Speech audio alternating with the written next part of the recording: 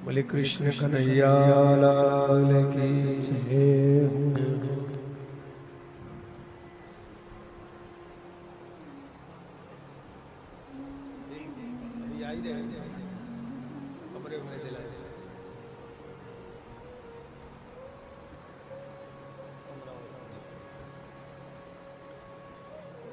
ये बड़े विद्वान हमारे शिष्य हैं, श्री कृष्ण चंद्र आचार्य, कृष्ण डॉक्टर आचार्य श्री कृष्ण चंद्र शास्त्री जी बड़े उच्च कोटि के विद्वान हैं।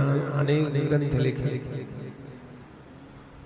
हरियाणा में प्रोफेसर हैं, दिल्ली में ही। बोले वृंदावन बिहारी लाल की जय। शास्त्री कृष्ण चंद्र शास्त्री जी, आप भी हमारे शिष्य हैं, बड़े बड़े समर्पित विद्वान हैं। 2 मिनट वाणी को पवित्र कर लीजिए। आप हरिद्वार की पावन धरती पर सब यहीं रहने वाले हैं। 5 मिनट बाद सही कथा सुना दे। यहीं आइए, मंच में यहीं बैठिए। बड़े विद्वान हैं, बड़े ग्रंथ लिखे हैं इन्होंने।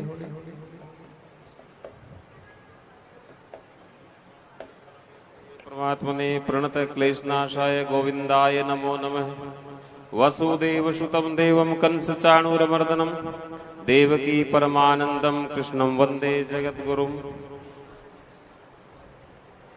परमादरणीय जगद्गुरु के श्री चरणों में सादर अभिवंदन, सादर प्रणाम। आप सभी सौभाग्यशाली हैं कि इस माया नगरी में, माया नगरी संस्कृत में हरिद्वार का प्राचीन नाम है। अयोध्या, मथुरा, माया, काशी, काची ही अवंतिका, पुरी, द्वारावती चैव सप्तेता मोक्षदायिका। तो ये 7 जो नगरियां हैं, ये सांसारिक बंधनों से व्यक्ति को ईश्वर से मिलाने के स्थान हैं। तो माया नगरी हरिद्वार है, हरि का ये द्वार है।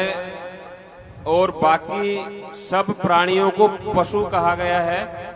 पशुपतिनाथ भगवान नीलकंठ यहाँ से सभी को आशीर्वाद देते हैं कि वो मुक्त हों। जितनी भी कथाएं हैं, कथाओं में बार बार हम सुनते हैं, लेकिन काम, क्रोध, मद, लोभ, मोह आदि दूर क्यों नहीं हो पाते हैं? उसका कारण संतों ने बताया है कि जैसे छोटा जो अंकुर है, जब वो उगता है तो उसके चारों ओर एक बाड़ लगाने की जरूरत होती है उसकी सुरक्षा के लिए। नहीं तो कहते हैं काम, क्रोध, मद, लोभ, मोह, अहंकार आदि पशु उसको चर जाएंगे। और आरंभ में हमें इन चीजों को आत्मचिंतन से विचार करके छोड़ना पड़ेगा। क्यों छोड़ना पड़ेगा? सुबह से शाम तक हम सांसारिक कार्यों में लिप्त हैं और हम दूसरों की गलतियां देख करके मुस्कुराते हैं। जब सब कुछ परमात्मा ही है तो किसका मजाक हम कर रहे हैं? इसलिए शास्त्र कहते हैं कि चक्षुभ्याम हंसते विद्वान, कि विद्वान व्यक्ति हंसता नहीं किसी पे, क्योंकि दूसरे भी अपना ही स्वरूप है, तो वो अपने पर ही हंसना हो गया। तो काम, क्रोध आदि जो पशु हैं वो हमारी बुद्धि को ना चर जाएं, इसलिए बार बार आत्मचिंतन करना जरूरी है। जब हमारी आदत हो जाएगी और हम परिपक्व हो जाएंगे, यानी कि हमारा जो मन है परिपक्व होकर वृक्ष बन जाएगा। अभी अंकुर अवस्था में है, जब बड़ा हो जाएगा तो फिर बाढ़ को हम हटा दें, पशु पक्षी उसके नीचे को फिरते रहेंगे, फिर चरने का कोई डर नहीं रहेगा।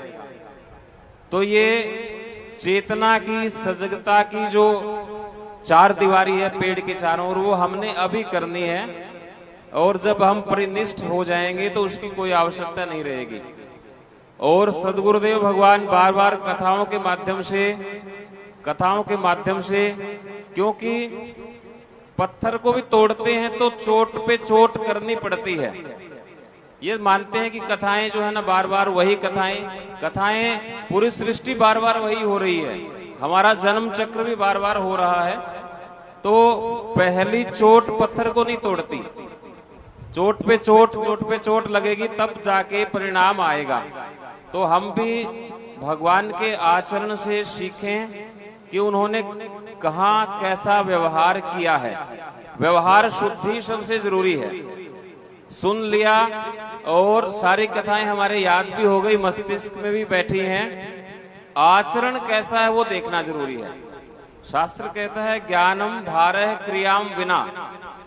यदि प्रैक्टिकल में हम नहीं आएंगे और केवल ज्ञान इकट्ठा रखेंगे, व्यवहार में नहीं उतरेंगे, फिर किस काम का वो ज्ञान बोझ कहा जाएगा। तो जीवन शैली, तो संसार में हम व्यवहार में कैसे हैं और हमारा व्यवहारिक रूप से क्या कर्तव्य बनता है बड़ों के प्रति, छोटों के प्रति, क्योंकि आपके ऊपर पूरे संसार की नजर है, पूरे परिवार की, आस पड़ोस की नजर है। तो आपका जो जीवन है ऐसा उदाहरण बनना चाहिए कि दूसरे भी ये इशारा करें कि देखिए उनको, कितनी शांति उनमें है, कितना विवेक है, कितनी जागृति है। तो ये सब चीजें हम कथाओं के माध्यम से, इस ज्ञान गंगोत्री के माध्यम से सीखेंगे और आचरण में ले आएंगे। धार्मिक होना तभी कहा जाएगा जब हम धर्म को धारण करेंगे। धर्म को ओढ़ करके चलना होता है, धर्म को बोझ नहीं बनाना, हमने सर पे रख लिया, आचरण शून्य हो जाए तो वो सही नहीं है।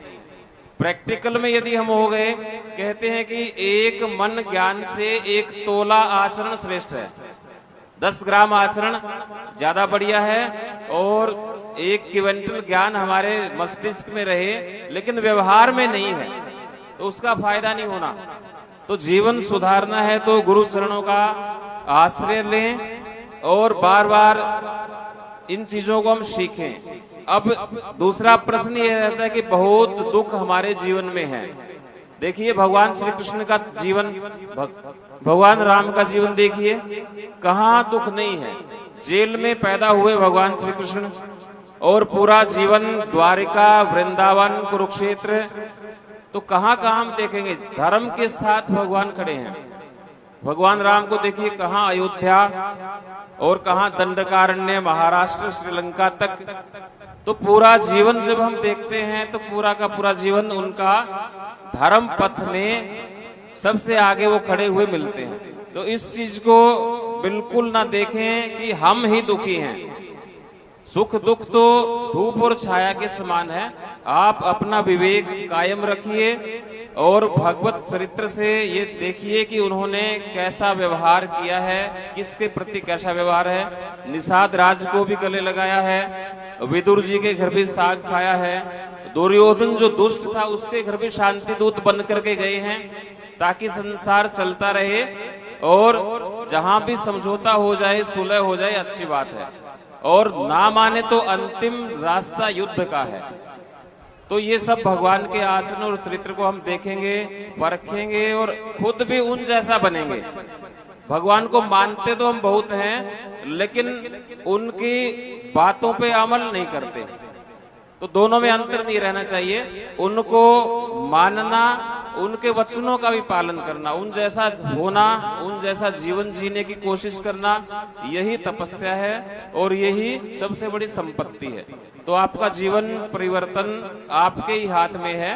सदगुरु जनों का तो निर्देश होता है, संकेत होता है, उसको आप कैसे अमल में लाते हैं ये सबसे महत्वपूर्ण माना गया। तो इन कथाओं से हमें यही शिक्षा लेनी चाहिए कि हम जहां भी खड़े हैं, जिस भी माहौल में हैं, कुछ सोचते हैं कि थोड़ा और पैसा आ जाएगा तब धर्म करेंगे, तब दान करेंगे, थोड़ा और पैसा आ जाएगा और बच्चों से संपन्न हो जाएंगे तब भक्ति मार्ग में लगेंगे। ये कल आने वाला नहीं है। आप जहां हैं, जिस भी स्थिति में है, वहीं खड़े हो जाइए डट करके धर्म पथ पर। और जितना हो सकता है, एक से आधी घड़ी, आधी से पुनियाद, तुलसी संगत साधु की कटे कोटि अपराध। तो थोड़ा भी समय लगाइए जितना हो सकता है। आसपास अनेक मौके आपको दिखेंगे धर्म की जो ध्वजा है वो धारण करने के, दूसरों का सहयोग करने के। कथाओं में भी समय निकाल करके आइए, जीवन को भी आप खुद ही जगमगाइए, आचरण में इसको कथा को उतारिए। इन्हीं शब्दों के साथ मैं श्री गुरु चरणों में सादर अभिवंदन करता हूँ। बोलिए सत्य सनातन धर्म की।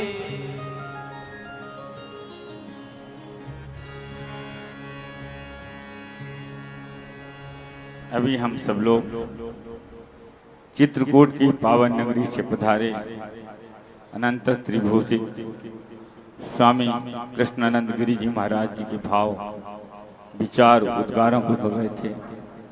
दिल्ली से पधारे हमारे गुरु भाई उनके भाव और विचारों को सुन रहे थे।